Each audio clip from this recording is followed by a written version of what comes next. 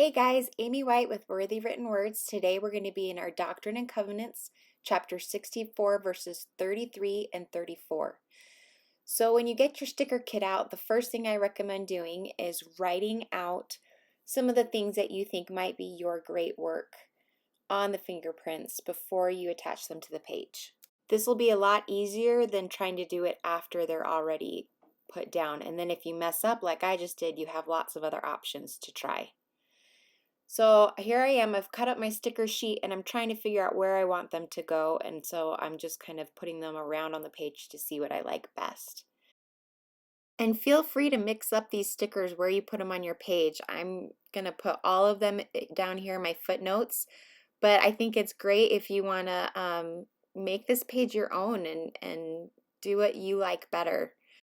Notice on the final, what is my great work sticker is on the end corner. So here I put it in the beginning of the page, but I ended up moving it later, so I don't want you to have to do the same thing if you're copying mine. So I put it on the end corner, and then I chose these fingerprints for the balloons, and I do 3 of them using these pop-up 3D foam stickers.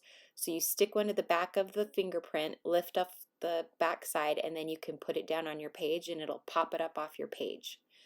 So overall, I do my balloons in kind of like a one giant balloon shape where there's a few at the top and then it's wider on the outsides and then a few at the bottom. And don't feel like you have to do the exact same thing that I'm doing. Do the colors that speak to you, the ones that are your favorite colors. And for a little bit, they should be repositionable. So if you put them down and want to move them around, if you do it soon enough, and if you lay them down lightly enough at first, you can do that. So I have the 3 on my pop-up dots, you can see have a shadow there. And then when I feel like I've gotten the balloons how I want them, I put the world down, and then using a black pen, I'm using a Faber-Castell Pit Artist pen, I'm just going to draw lines towards the earth. And you don't even have to have all of them, it just has to look like it's all of them. And then I'm going to draw around the earth so it looks like the string is holding the earth up.